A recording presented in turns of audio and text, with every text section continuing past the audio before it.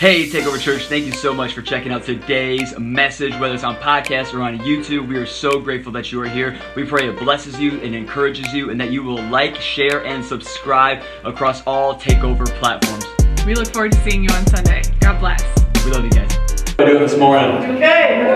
Has God been moving in the service already or what? Come on, somebody. Wow, what an incredible morning we had. Well, this morning, we're going to do something a little bit different for our message today. We actually have an incredible panel today that we are going to be rotating out through service, where today we're going to have a panel, and kind of the title of it this morning, we've been in the Summer Lovin series. How good has Summer Lovin been?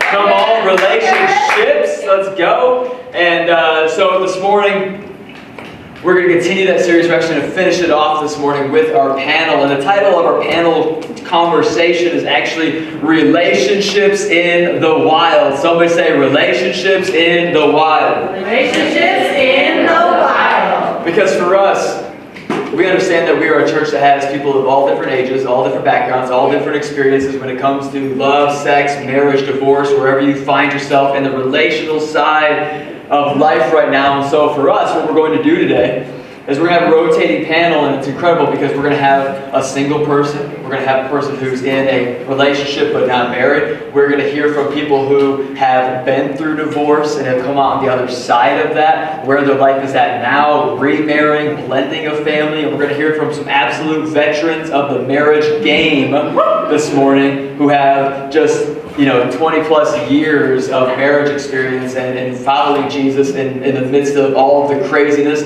None of us are perfect. All of us have histories and background. And if you heard any of my messages in this series, you would know Matt's got history, okay? Yeah. So today, we're just peeling it all back. We're going to talk about it. Somebody say, talk about it. Talk about it. And we're going to see what the Lord will do with that. Does that sound good? Yeah. Awesome. Should I check this one more time? No.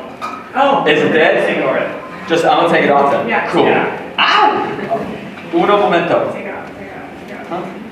Not here, babe. Stop it. Inappropriate. Inappropriate. Okay. Gross, yeah. Stop it. Awesome. Well, this morning, fantastic. Scott, if you want to maybe give them a hand, if we could have Adrian, Zach, and Amy come to the stage. Come on. This is going to be so much fun. All right. Is that, Scott, going to put Adrian's kind of right here without falling down? Yeah, we'll do that. Awesome. Huh? That's good. Right here. I'm on the edge of glory. Oh my goodness. I'm on the edge. I'm on. Y'all didn't know I used to be a worship leader. Okay. Anyways, I'm just kidding. Every pastor says that now, and that's so annoying. You don't want to hear me sing? Fantastic. Well, let me introduce everybody. This is my beautiful wife, Adrienne. Come on, somebody. Come on, Adrienne. And we've been together like 8 years, right? We've been married for like more than 5. It's been like 7. No, it's been like 8 years. No, it hasn't. I was a young cub when you came and robbed the cradle, and it's true. It's true. It's so true and fantastic.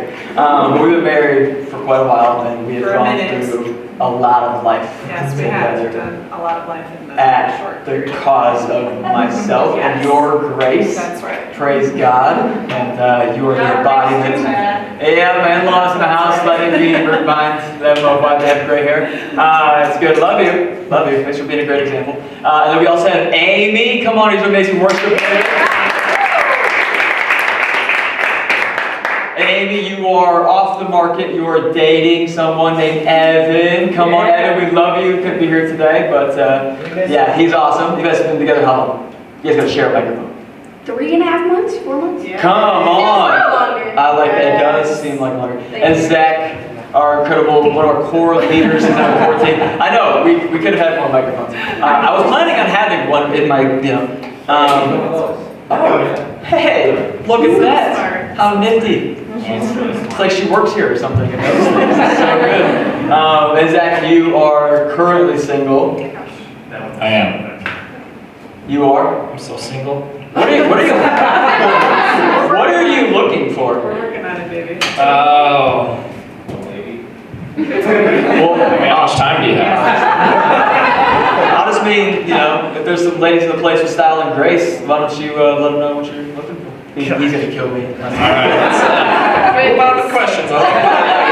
Oh, so good. He's looking for someone who works out and loves the Lord. Reverse order, obviously. But yes, so right now we want to kind of have a conversation with two people, one who's in a recent relationship and one who is not in a relationship, and we really want to see where God falls into that and kind of what that looks like. So we're going to kind of bop around a little bit. We're going to have the questions pop up on the screen so you guys can see it. But Zach and Amy, it's 2020, and dating is a completely different thing now than it was 5 years ago, which is so true. That whole Tinder swipe right thing totally missed Adrian and I.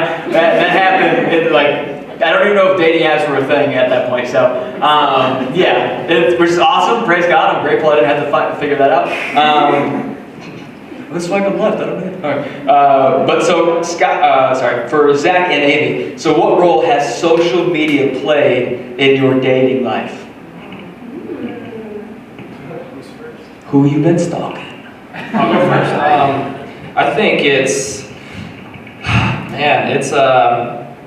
it's weird because there's a lot of options all at one time without actually having a lot of substance and actually knowing anybody. And then you're thinking like, okay, like I'm hitting it off with this person, but at the same time, they might be swiping, they might be stalking, and it's like, okay, but how many, like, this guy might have a better profile than me, and be like, maybe I'll stop here, and I'll just like test the waters on this profile that's, you know, he's got some nice hair and filters and whatever it might be. It's like, maybe I can't compete with that, so it's like, I just feel like it's really easy to jump around right now.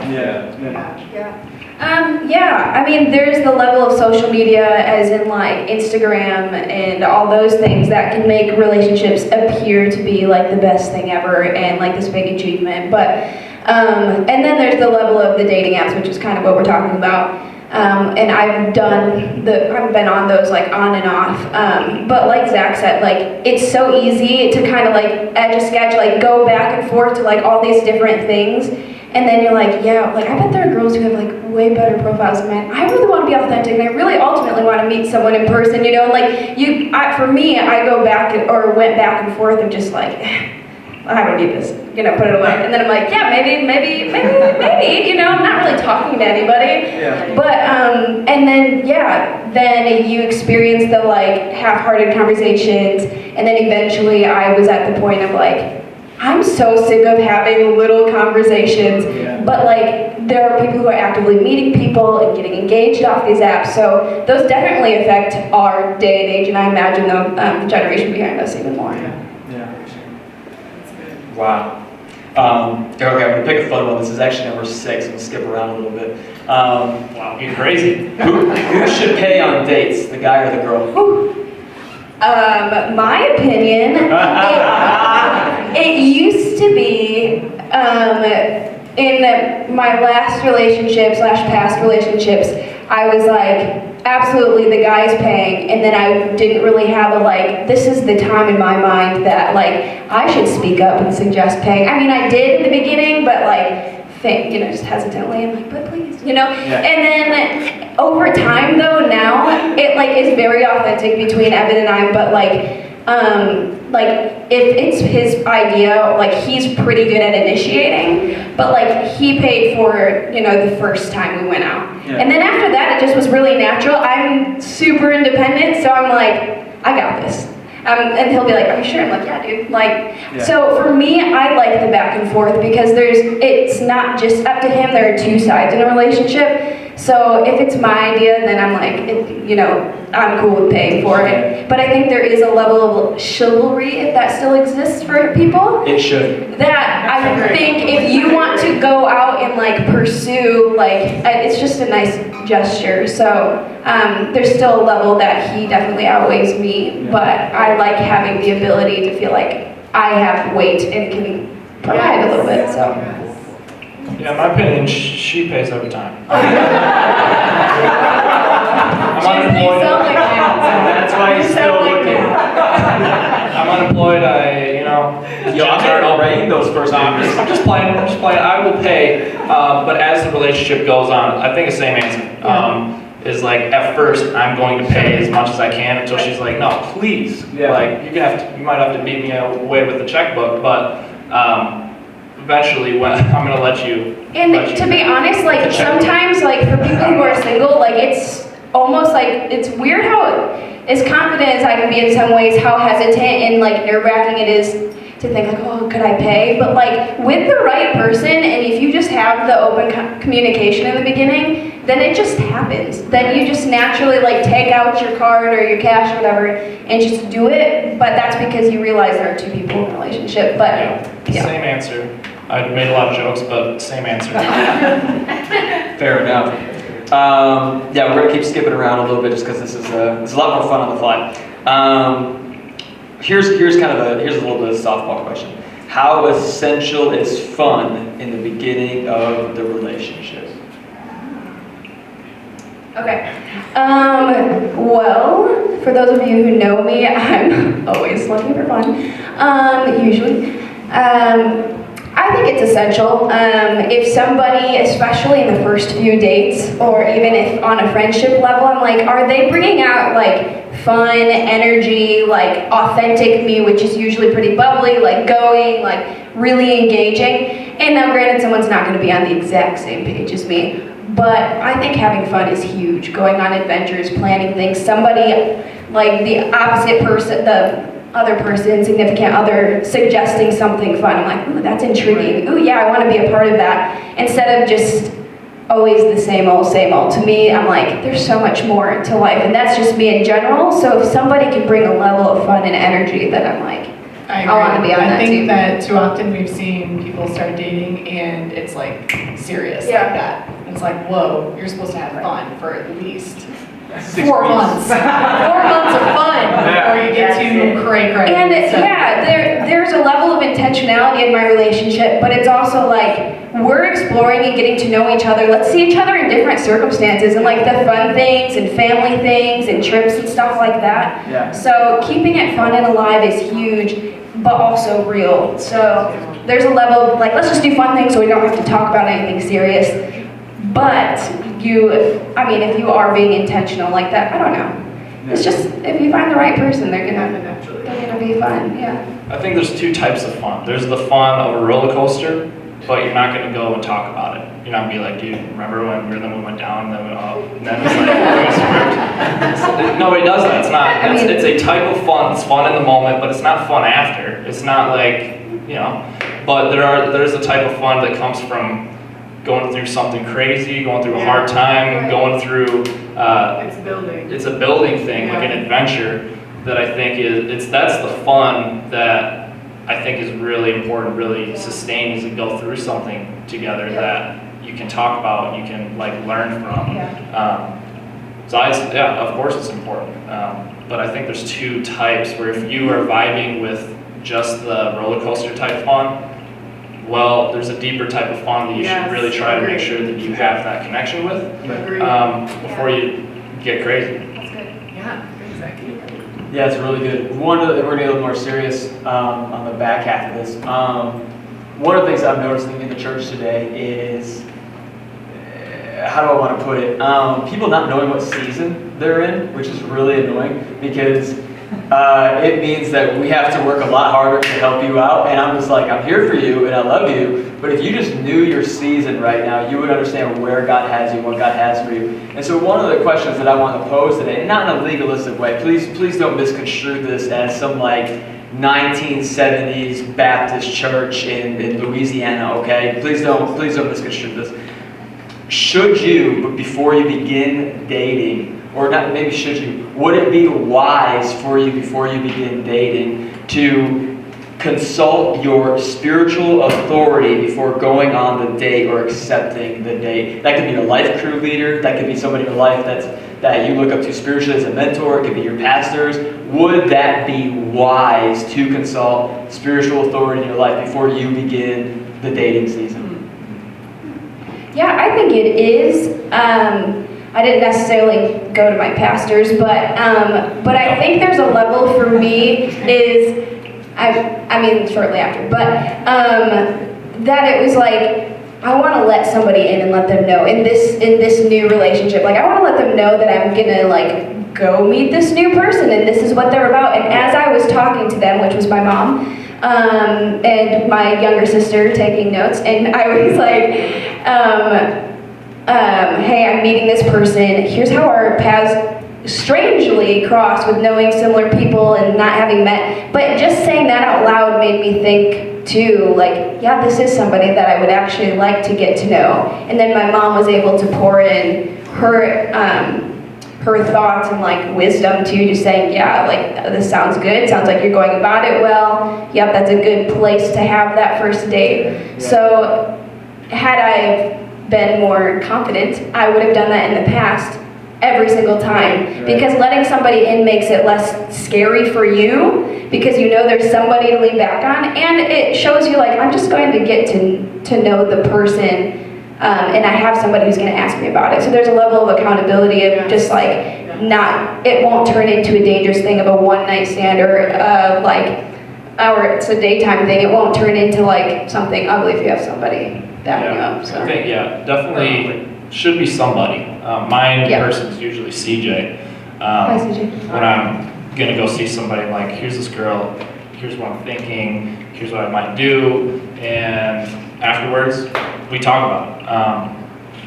But yeah, I think it's incredibly important to make sure that you have somebody and that are like, try to help you fill in the blanks of like, what, you're so close to it, you want it so bad, you want to like, everybody wants to fall in love. Yeah. But to have somebody on the outside who's like, okay, reel in, like, you haven't talked about this, you haven't mentioned this, where's she at with this and this, that. And I would add to making sure that it's somebody of faith, just because they're able to, Checkpoint. yeah, because like he said, you know, spiritual authority. So even no matter how you view that person, but if there's a place of faith and they're able to challenge you like Zach said, or like my mom's able to challenge me or come up with something that I might not be able to, they can challenge you. But if you just go to a friend who's maybe not super strong in their faith or pursuing, they might not be able to give you the same. You could tell them if you want to, but for me personally, going on a date for the first or second time, I keep between a small circle of people who are solid. Yeah. Because I need it.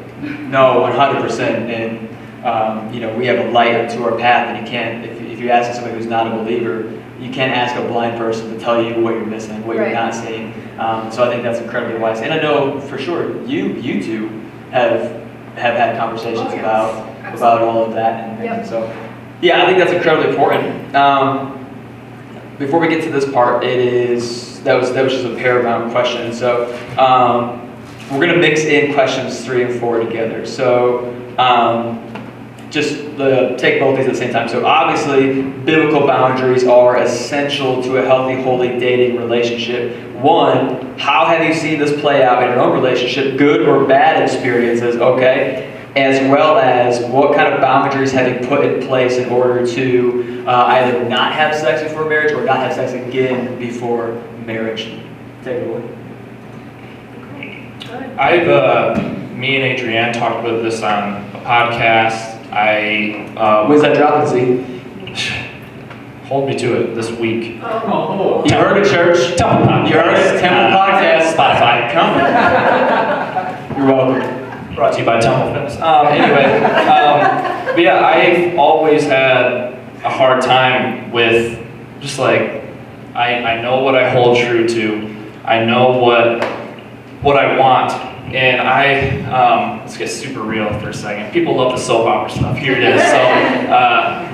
So I was talking to this girl, and all of a sudden, like, I was talking to Matt and Adrienne, and how I see my life is that I am cooking a meal that I just want to sit down with somebody and eat. And this girl told me, I was like, she said, something's missing.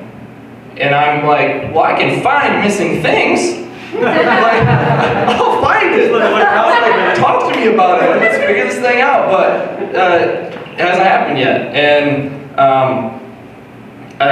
I get into this place, whether it's healthy or it's not. You know the Frank Ocean song, Thinking About. She was like, I've been thinking about you. You know. Thinking about you. Do you not? Or how's it go? I've been thinking about forever. that's what That's I'm the best he's ever sang. that's what I'm like, and I take it very seriously. 'Cause I'm not playing any games. Right. So I talked to Matt and Adriana. I just had to go over there. I was done. Like, that's my biggest fear, is that I'm going to live the way that I believe God wants me to live, but I'm not going to be rewarded for it when I want to be rewarded for it. I've been cooking this meal, so I went home last week, and I was just like, my parents noticed something was wrong with me. I was quiet and just sad. So my mom was like, Zach, what's going on? I'm like, I'm just sad. This girl said something's missing. Like, I've been thinking and preparing this meal forever. And so I was going to bed, and I was like, hey Mom, can you tuck me in? She's like, yeah, I'll be right down. I'm 24 years old. I'm a man. I'm still a man. But I go downstairs, and I'm waiting for her. I'm just like staring at the ceiling, and like, I'm laying there, and you know when your mom comes to tuck you in, she sits down on the bed, and her weight like makes the bed like kind of Chevy roll towards her, and I just, it's not funny, man. But I just started crying, and she's talking to me, and I just looked at the ceiling. I was like, God said it's not good for man to be alone, and she knew everything that I was saying. In that moment, she's like, remember when you were sick and I sang Jesus Loves You? It's like, do you want me to do that? I was like, I knew you would. So, do it. So, I'm just crying, and she's just there, and I told her, it was like, how come I can't just be a normal cultural Christian, and God can bless me with this girl, and then I can become a weird Christian? Then I can be like, but like I did it backwards. I'm the weird guy that narrows it down for me. I got like a smaller, group. Yeah. And then it's like, why can't I do it the other way? Why can't I just be a good guy and then go into this realm of the crazy stuff?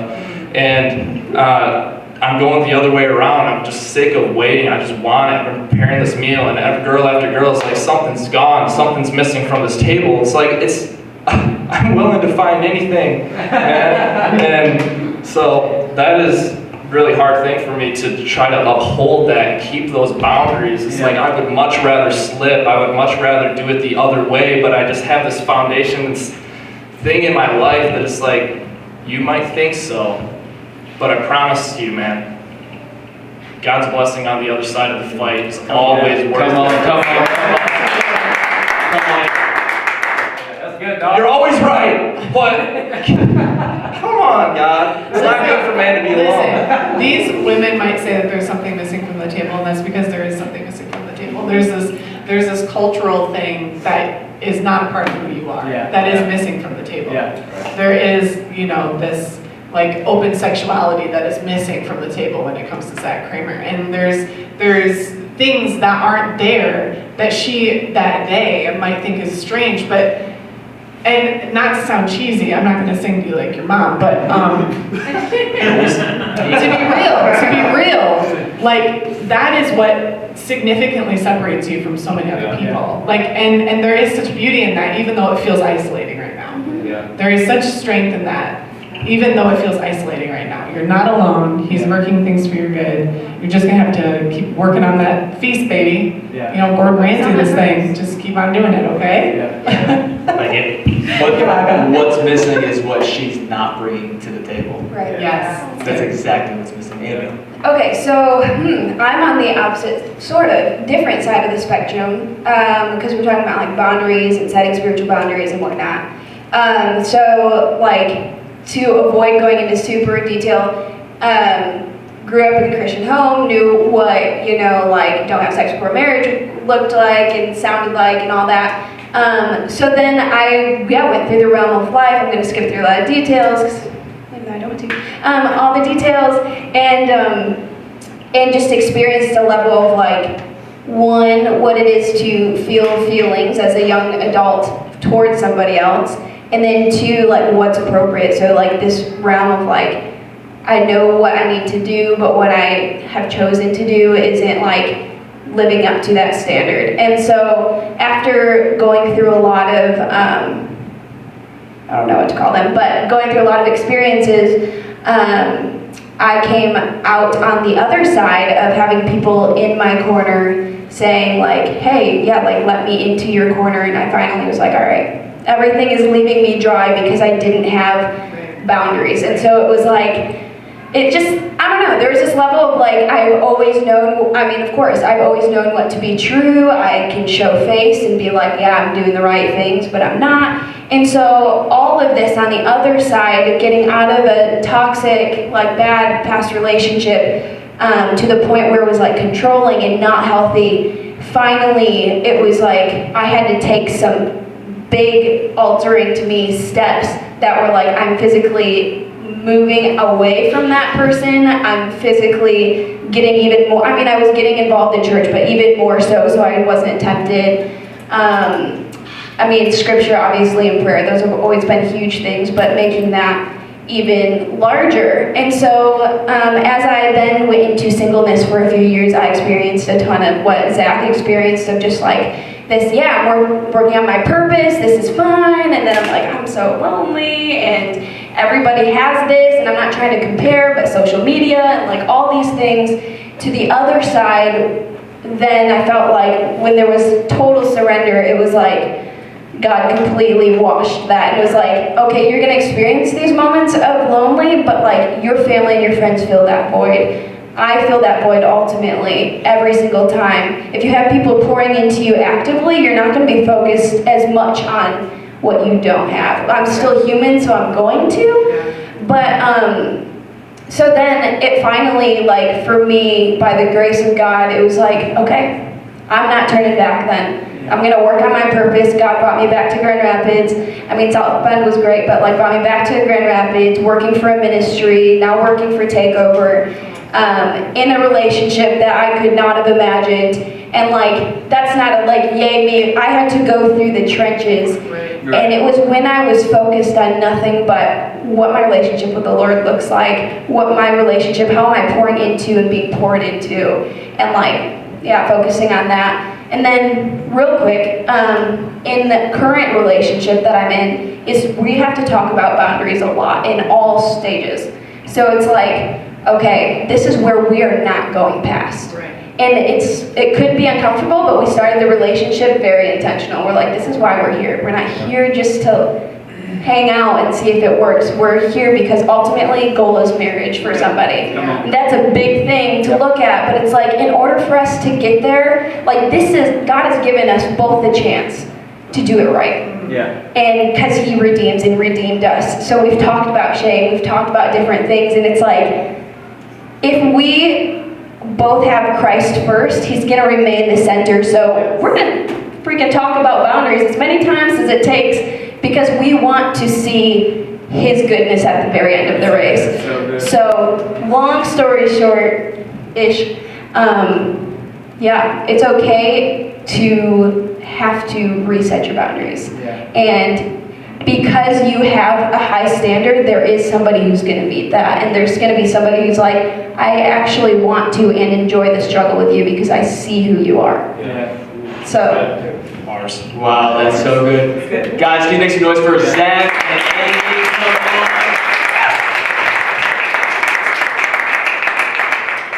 I believe that's all we have for you, singles and unmarried today, but it's a privilege to share the stage with you. Thank you so much for speaking. Come on, guys.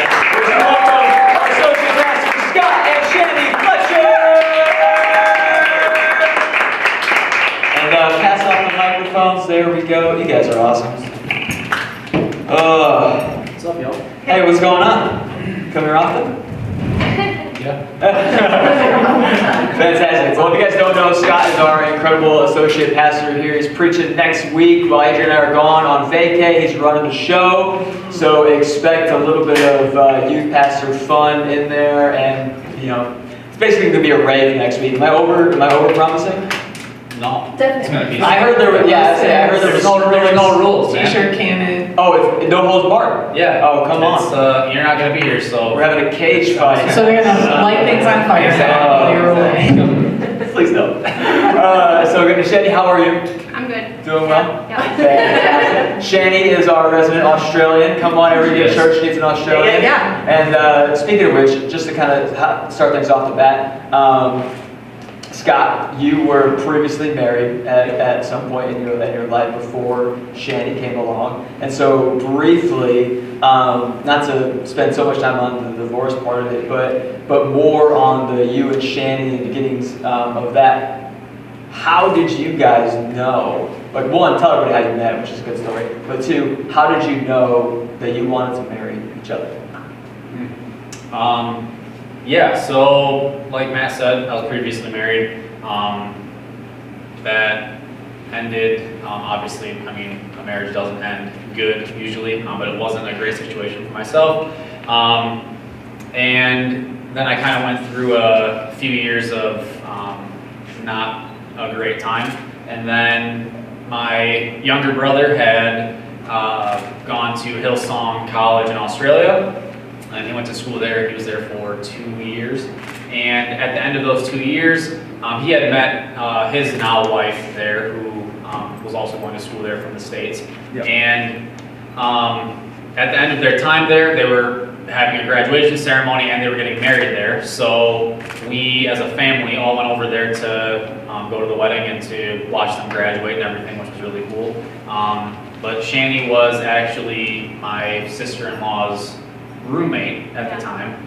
So that is, I mean, You're that guy. God works. Exactly. But yeah, God works some crazy things out though, because we ended up meeting on that trip, and then Picked him up from the train station. yeah, and then continuing to just talk long distance and do that, and visit me a couple times. And that's kind of how our relationship started there. So Yeah. Shani, were you ever worried about marrying someone who had been divorced, and you are a stepmother as well? Yeah. Surprisingly, it didn't really bother me. A lot of people ask me that, but it never really fazed me. Yeah, that's really much it. Like, I just was fine with it. Yeah, That's it's how it awesome. should be. I know that we at a different point, we had someone else who was dating someone who had been previously married and had children, and I had discussed it with Scott, and he said that people that are willing to date someone who's been through a divorce and even has children are such a godsend, because people who often are divorced and have children feel like there's no chance, that it's ever going to happen for them again. So that was really eye-opening when we had that discussion, and obviously you're such a wonderful mother to Evelyn, and it's beautiful to see this whole thing happening. Yeah, it absolutely is. And you guys have been married about a year now, a little bit over a year. Come on, somebody. It was a year last month. Year last month. What would you say, both of you, what would you say is the biggest thing that God has taught you individually in your first year of marriage? Yeah. I can go, yeah. I think the biggest thing for me is to just be really intentional. I, kind of growing up, I was that person who, you have your friends, kind of like an interstate friend, just say for an example. And you love them, but you don't actually, I wouldn't message them to be like, hey, how's it going? Just checking in. But in my mind, I'm like, they know I love them, you know what I mean? So it's kind of the same thing where you have to show that you love someone and be intentional, set that time apart, give them words of affirmation, whatever their love language is. And so I think just being really intentional was the biggest thing for me. That's good. That's good. I think for mine, the biggest thing that the Lord has taught me over the last year of marriage is that I am selfish. That's every man. And I'm serious. I'm a human, and I think about myself first most of the time. And just that I need to continually be dying to myself in order to put her needs first and to just make sure that she's taken care of. That's good advice, marriage-wise, wherever. If you've been in it for 50 years or you're just starting dating, dying to self and putting the other person first is huge. It's gigantic. And that is a good one to learn on your first year of marriage. Yeah. Good job. Yeah, well, We've still got a lot to learn. No, absolutely. You two are two of our, I know we're not allowed to because the book of Timothy tells you not to choose favorites, but you're two of our favorite people to hang out with. and it's because, hey, come on. He who finds a wife finds a good thing because they can come to a couple parties. Yeah, we invite you. Talk about. You're the caboose. you turn me down most of the time. Yeah, that's true. But you really are, and it's a joy to watch You both grow as pastors and leaders and as husband and wife and as parents. And so one thing I'm kind of curious about, just because of the divorce aspect of things, what would you say has been the biggest challenge or biggest obstacle for you to overcome in that first year of marriage when it comes to having a blended family? Yeah. I mean, obviously I knew from the minute I met Scott that he had a daughter. And so that was always something that I expected, knowing that I was going to marry him. But I think the biggest struggle would probably just be like, I thought it would be, pretty easy. But, growing up, you think you're going to marry someone and be just two of you, Yeah. So, coming into it being the three of us, Yeah. that was probably the biggest struggle, just learning how that works and, not getting frustrated that we did have a child as well. Yeah. So I think, that was the biggest struggle.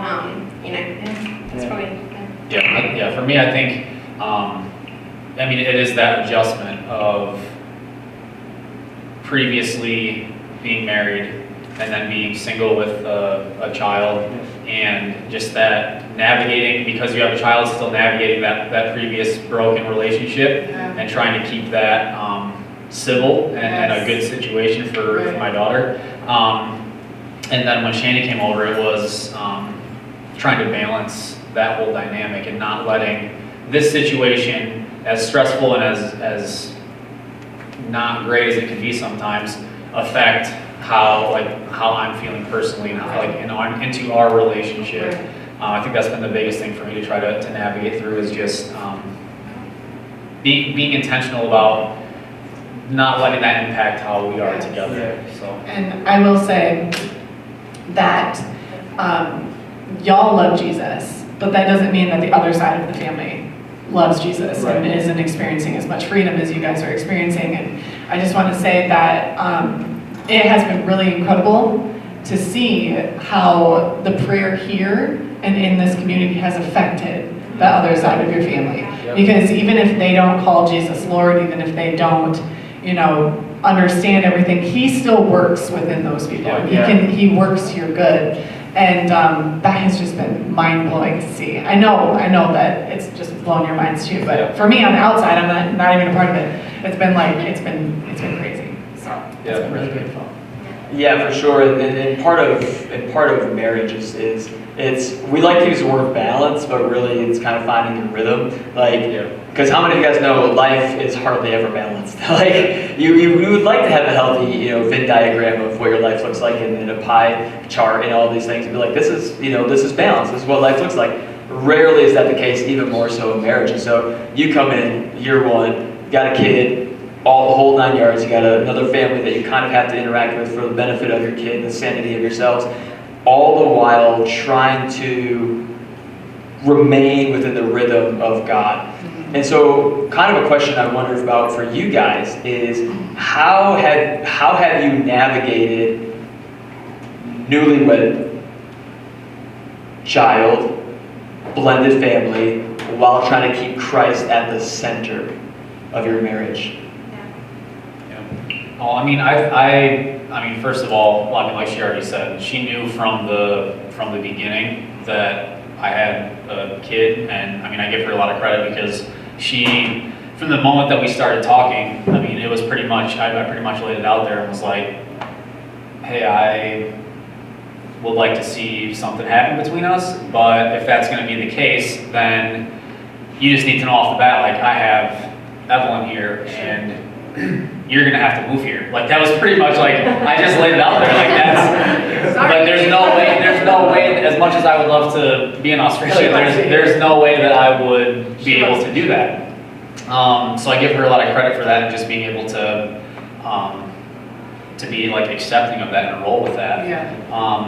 But I think definitely, just in terms of having Evelyn, for me, it's been that adjustment of, like I said, it was just me taking care of Evelyn before, and Evelyn being very used to that, me being very used to that, and then now it's, okay, biblically, you're supposed to nurture your marriage before nurturing the kids, which a lot of times can go the other way, and especially when you have a child from a previous relationship, and then this is a new relationship, that becomes very difficult to try to balance. But I think that that's just been something that we've been intentional working on too, is that a whole adjustment as a family and making sure that, you know, Shandy feels like I'm giving her the love and attention that she needs while still making sure that everyone feels that, and we've all been brought into like the family dynamic, and that's remained healthy. So Yeah, I would just add that, you know, adjusting to that, having a child, it really tested me and my faith, and I had to come to Jesus and be like, you know, I'm really lucky. Evelyn, we get along really great. We have since the beginning, and she's 7, if you didn't know. And, but also a child, so they can be challenging. So that was difficult for me to have more patience, and I think that we had to have some conversations as to like, okay, I can't be the disciplinary role that she has to have. Right. I'm more of like, you know, someone that she can come to and have fun with, and she can talk about anything with. Yeah. So I think that was something that we had to learn to blend in and adjust to as well. So yeah. You've done such a good job with that. Yeah, you guys really have. It's incredible. Would you guys mind if we cut this one short and got on to a couple of legends in the veteran game? I just know we're about to hit time. Is that all right with you? Yeah, that's fine. Fantastic. Would you guys just give it up for Scott and Shane, our associate pastors? We love them. And at the same time, would you welcome people that you probably have not heard from, but they are around, they serve, they're here, they have a whole entire army with them. It is Eric and Jody Michael. Welcome to the platform. What up, Jody? When they come, the squad that they bring fills up literally half of the church. It's So so good. One child at a time. it's amazing. It is amazing. Feels like I'm a church. Oh, it's so good. Yeah, I'm loving it. I'm not mad at that at all. We'll welcome you guys. How are you? Doing well? Yeah. Good. Oh, Cute. sorry. There we go. And then it just goes upwards. Yes, sir. So this is Eric and Jody, and they are absolutely incredible. Honestly, 2 of Adrian's also and I's favorite people to hang out with. If you ever get the chance to spend time with them individually, you're going to laugh, you're going to have a lot of fun, and you're probably going to walk away with a lot more wisdom than you came in with. And honestly, you guys are just a huge blessing to us as a unit and us as a church, and we're grateful that you're here. Thank you so much. So just kind of give everybody a little bit of background. How long have you 2 been married? 22 years. 22 years. We were babies. We got married when we were babies. When you were babies. That's so good. And where did you guys meet? Was it university or? Cornerstone University. We actually met in high school at our pre-orientation. Ooh. And I did prom that night, and I went back and said, I met the boy I'm gonna marry. Oh, really? Wow. Tall, dark, and handsome. Come on, there it is. I like it. And you've had a fruitful 22 years. Mhm. You Yes. have how many children? I had to agree to not have kids before she would say I do. Wow. So something went terribly The wrong. Lord was at work. Oh. So we have 5. Wait, is that your son? We had so many Yes. forms of something go terribly awry. Like, we tried them all. They all kept going terribly Oh, man. You guys are so fantastic. How about you kids? You love your parents? Love you. Love it. And actually, they are such fantastic parents that 2 of their children are actually beginning to serve and take over kids. Even our little man Abram is going to the 7th grade. He wants to be like in student leadership. It's incredible. So you guys are definitely doing things. I asked Eric, I'm like, at what point are we gonna like give our typical joke? So it's right now. Please. God knew we were such a hot mess. Like, we were going to be spending so much time raising ourselves that he really did give us at least the first 3. They were kids, ready to like, go. ready to go. They were better adults than us. Early on. We can't take a ton of credit for all that, but Oh, just right. shows that so you know. That's incredible. So, okay, so 22 years of marriage, which is absolutely astounding and amazing, and to be honest, a rarity in this day and age. We're going to refer to that as a marathon marriage. And so our first question today is, what do you believe that it takes to make it this long in a marriage? want to take that up. And I was looking through these questions, and it's like, how much time? How much time do we have? I think we're fortunate in the sense that, you say 22 years marathon marriage, but her parents have been married over 45 years, coming up on 50. Yeah. My parents have been married for 46 years, and they like each other. Like, it hasn't been perfect, but it's not like separate lives that where they just go together type of. So we've had this model in front of us of the whole dying to self that you guys talked about. And I've given Jody plenty of reasons to die. Over and over. No joke, it took me a second to catch that. Awesome.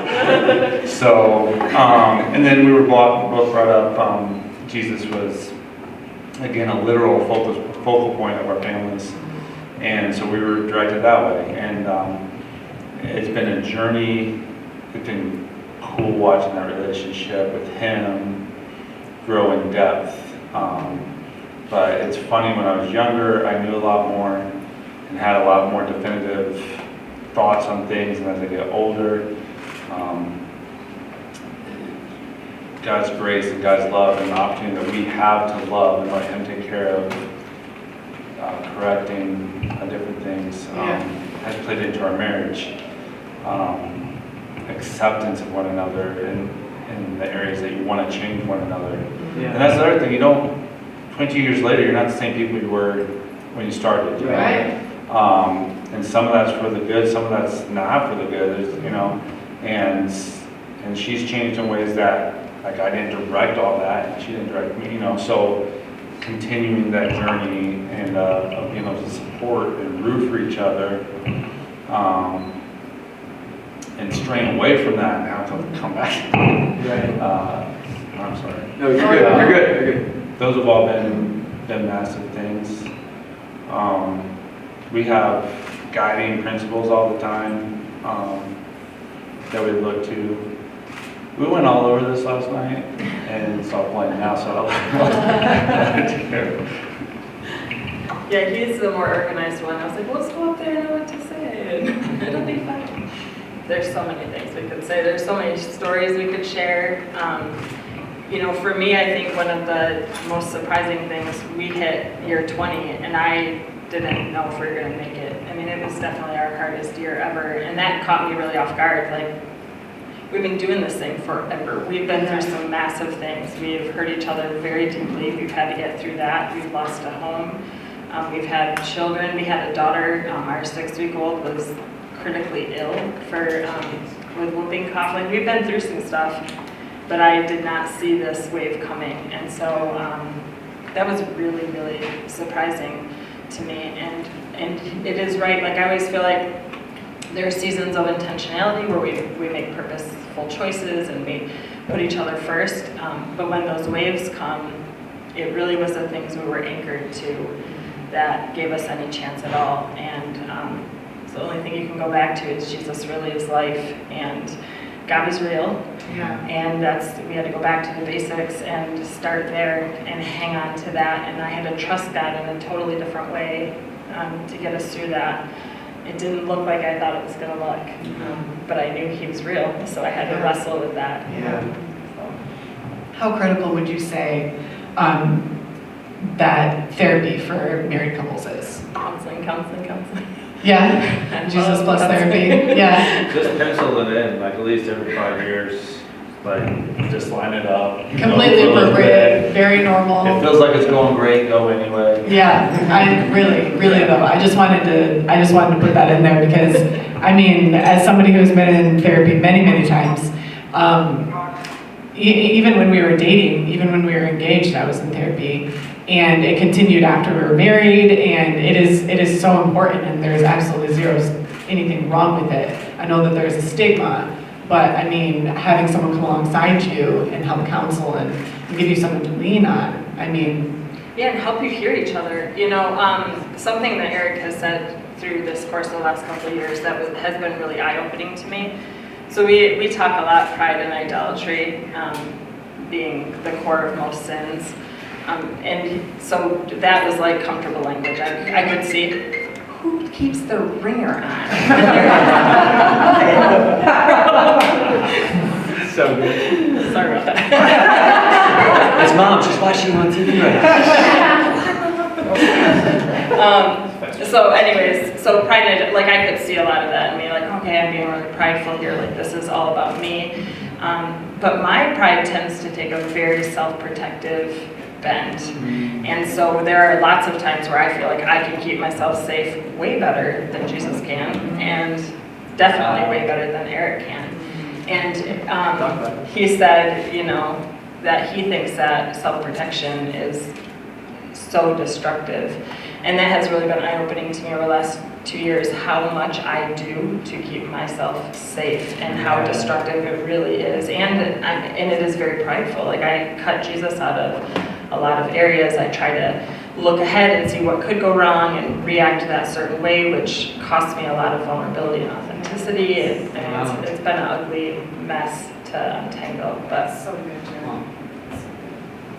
Yeah, that's what an incredible answer. I feel like I just got a little bit of freedom out of that. I'm a very self-preservation. I'm like freaking Iron Man. Like you come at me, it's like, you trying to touch me now? It's almost visible. No,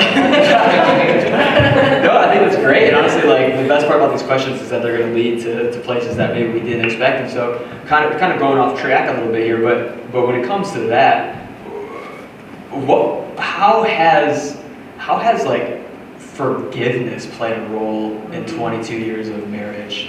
I mean, you guys just said that you've gone through some hardships. Like, I feel like you already answered the question that was before this, but you went through a lot of hardships. You've gone through some things. You've battled from underneath, and you've had some victory. What role has forgiveness played in a strong, healthy marriage? I think it's been, forgiveness is huge, you know. I mean, going to again, a personal relationship with Jesus, like it's hard to separate following Christ from learning and developing and growing the muscle of forgiveness. Yeah. But obviously it looks differently at different times, and there's moments where it's like you can't see it. You're just like, Jesus, you're gonna, you know, that whole you'll change my heart, you'll grow my mind. You gotta do that thing because I can't get there type of. But I think what's been huge for us, and please know that we know, like 22 years, like we've screwed up a lot of things. Every now and then there's things that have gone right and we're thankful for.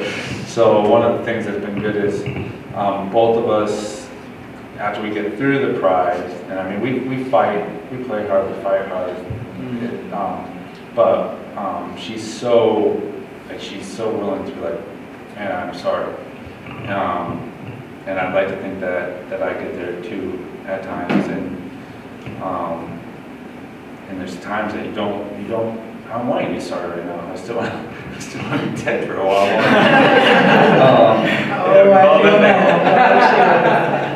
So, but we've learned, you know, the repetitiveness of that in particular, like we're gonna forgive eventually, so we might as well just jump in right now. So one of the dorky things I said to her back when I was trying to convince her it was a great idea to get married to me the year before we graduated college and no money, was I played a lot of sports, and within those teams, every season we came to a point of hardship, something that we had, and one of two things happened. Either the team self-imploded, or we got closer as we fought through it. And I was like, divorce isn't an option, so we're gonna be super tight, you know? And very wise words. I had no idea what I was talking about. And but the forgiveness is a part of that getting through, like when we get to those spots, the forgiveness is part of what brings you closer and closer together. And when you can't feel it, when you can't see it, when it doesn't make any sense, like knowing we're just gonna forget how I feel, know what is true, keep walking through what's true. And eventually have faith that we'll be on the other side. Yeah. So Jody, along the same tracks, I kind of want to hear from you on this. When it comes to forgiveness, how important is that vulnerability and honesty in a marriage? Well, Let him know. it's very important and very uncomfortable and not my favorite thing at all in the world. You know, I was pretty, like, I'm not that you guys you probably are, I'm the good one in our relationship. I made all the good choices, I was like, you know, I was the good one. Adrian too. I get her. So I'm gonna just tell a quick story. When we were dating, we were getting kind of serious, and then it was like we had that, you know, breakup, and we're like, I just was trying to explain to him, oh, I just don't know where you're going in life, I'm just not sure, blah, blah. And he said, listen, I have a ton of things, because he was begging for me, obviously, what I'm saying. I have a ton of things I need to work on, I know I've screwed up a lot, but I'm working on those things. He's like, you have some things you need to work on, and we can do this together. And I literally stopped him. I was like, that's probably true. I just can't think of any of them. But I meant it. I totally meant it. And it took like 15 years for me to realize, oh, I'm the difficult one. I'm the high maintenance one. I thought I did him a favor because he had done all these mistakes, and you know, and I had always taken the high road and made the better choices. And what had slowly been happening through that is Eric is, and one of the things I fell in love with is he's very sincere. And so yeah, he might do something wrong, but then he owns it, and he apologizes, and he walks into a different place after that. I play the victim really well, and so forgiving him was just like boosting up my moral edge on him all the time. And I think I really had to go, our marriage was not what I thought it would be 7 or 8 years in. We had a ton of kids, which was not on my list of things to do. I was working full time, he was going through some stuff. I was disappointed in my marriage, which was a crazy failure to me. I felt like my attitude should be better, I should choose better, I should be able to love him, I should be able to love my life. I felt like I was failing really badly. And I had to talk to God and say, I'm disappointed with my life, which felt like death to me. Because it's not who I thought I was supposed to be. It's not how I was going to save Eric from himself. It's not how I was going to lead kids to eventually know Jesus. Like, it felt like everything was lost in that minute. And it wrecked me. But it was that point where I started to realize what an incredible liar I had become. So I would, like, Eric would ask me, how are you? And I would be like, no, I'm fine. It's okay. I've got this worked out. It's all right. And so I kept hiding more and more and more of myself from him, which caused a lot of problems between us. And so it was that moment of kind of entering into who I actually was, engaging the actual reality of my life, and having courage with a counselor to talk to Eric about those things. And understanding forgiveness in a totally different way, and being willing to not just forgive him, but seek to understand him. Not just paint it white and pretend that it's pretty, but face who I am and my total reliance on Christ, and who Christ says that I am. So forgiveness does really go hand in hand with a good, healthy marriage and vulnerability, and it's really hard. I found a verse, it's somewhere in Luke. I'm so terrible. I promise it's there, but I can't tell you where. But the disciples asked Jesus, like, how many times do we forgive? And he's like, about 7, 70 times 7. And the sentence for the disciples right before the next section of scripture starts is, Lord, give us faith.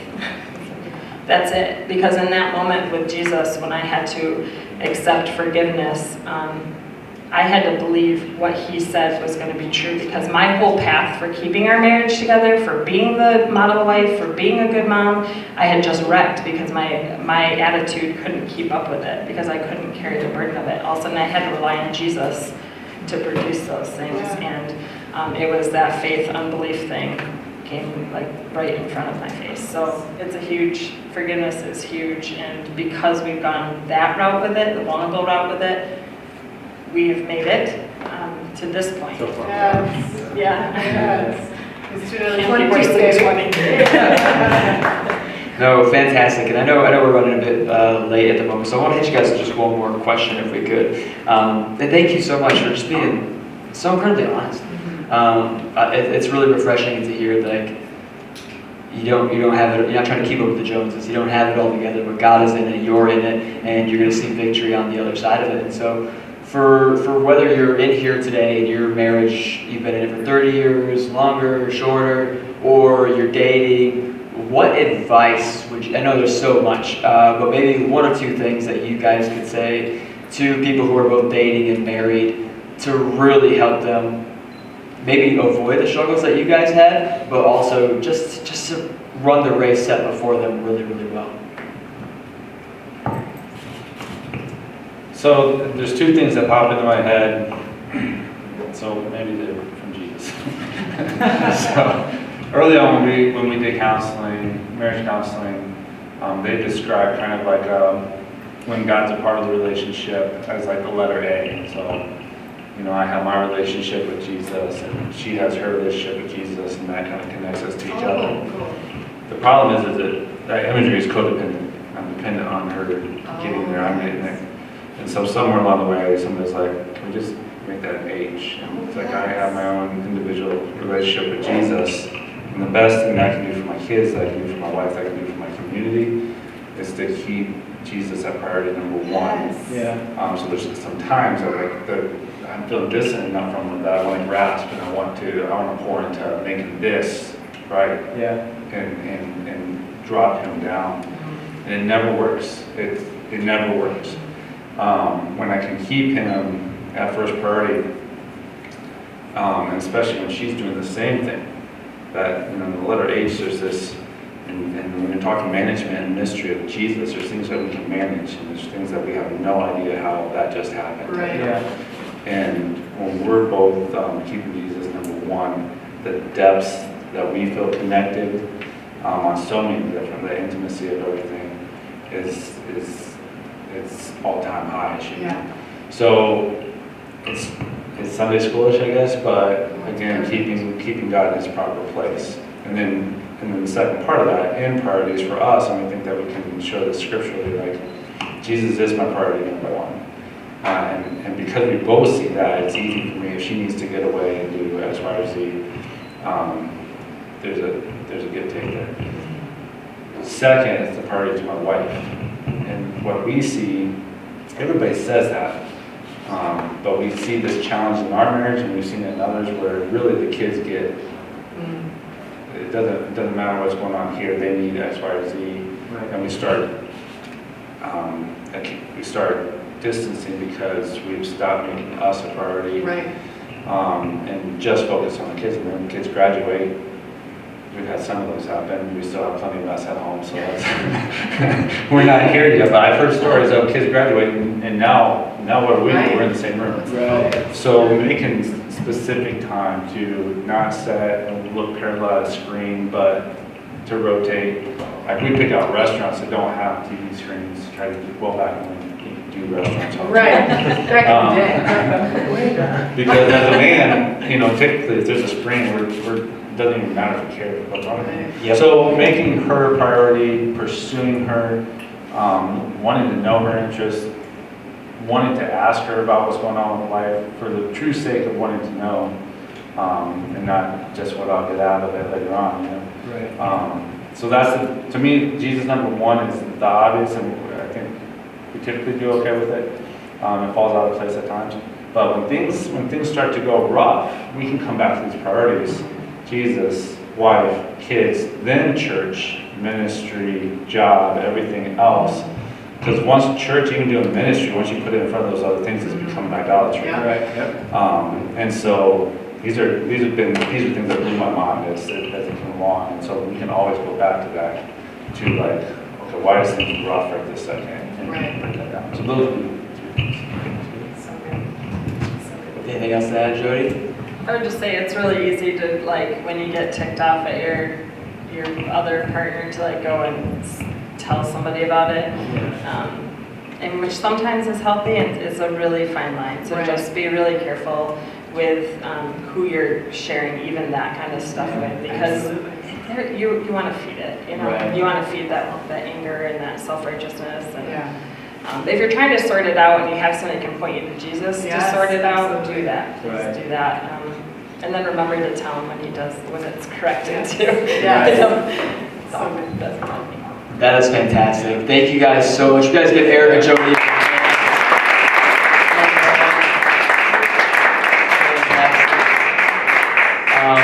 Well, we're gonna end service a little bit differently today. You okay? Yeah. Okay. Sorry, I didn't mean to almost knock you over. We'll end service a little bit differently today, Amy, if that's good with you. If everybody could just bow their heads and close their eyes. I'm so grateful for the leaders in our church today that have been willing to step up and really just share the testimony of what Jesus has done in their relationships and in their single seasons. And from Eric and Jody, the 22 years of knowledge, like, we will have them up here again. We will do that again. We will hear, because we're a church that wants to go back to the well. Amen. Yeah. We want to keep drawing from that well of wisdom, from what God has done in their lives, and that's incredible. And the same with Scott and Shanny and Zach and Amy. So we'll be hearing from all of them again. But right now, it would be really remiss of me and a huge mistake and a spiritual malpractice if I didn't give you the chance to make Jesus the Lord and Savior of your life. I don't know where everyone in the room is at today. There's nobody looking around. There's nobody judging. This is your moment. Maybe you've had a marriage that's been on the rocks and now you want to start building it on the solid rock that is Jesus. Maybe you've had a single life that has been on the rocks and you feel like you were just beat up and you've been by yourself for so long, or maybe it has nothing to do with relationships. Maybe your life in general just hasn't been as fulfilling as you know it can be, and the only way that fulfillment is Jesus. And so in this moment, if that's you, this is a moment where we're going to celebrate. We're not going to embarrass you. We are going to celebrate you because you are coming home. Heaven has no shame in it. I don't know if you know that or not. I know in West Michigan that can get a little murky and a little muddy and a little misconstrued. There is no shame in heaven. So right now, if you decide you want to follow Jesus, well, it's a riot up there. It's a happy time up there. It's a party. It's going to be a party here. We're going to make some noise for you. So if that's you and you want to commit your life maybe for the first time or the first time in a long time or for the first real time, that's you. No one's looking around. No one's judging. This is a moment between you and your Father. 1, 2, 3. Just shoot your hand up just high enough and long enough just so that I can see it and you can put it right back down. I just want to know who I'm going to pray over in just a moment. Incredible. Father God, I just thank you so much for today, God. I thank you for everything that you've done. I thank you for the worship set, the time that we got to have just seeking your heart and your face, God, and for the wisdom that we got to share from up here, God. We're so grateful for leaders and human beings that are just willing to lay down their lives and say, hey, it's messy, but God's been in it. He's been good, and we can just testify to your goodness today, God. Thank you for everything that you've done. We believe through Summer Lovin, God, that you have strengthened marriages, you have strengthened single people, and you have re-equipped those who have been through divorce, God, and you have just really set up our single people, God, to not have to live swipe to swipe, but with conviction to conviction, God. And so we just thank you so much for today. I thank you for everybody in this house, God. Be with us as we go into this week. It is going to be an incredible week, God. We know that we are a favored people, God, that we are a royal priesthood, that we are a peculiar people, and we are a peculiar people because our God went to the cross so we can walk in victory. Yeah. So we thank you for the promise of victory in this next week, God. Be with our people. We love them. In Jesus' mighty name. Amen. Amen. All right, guys, stick around, hang out in the lobby, and we'll see you.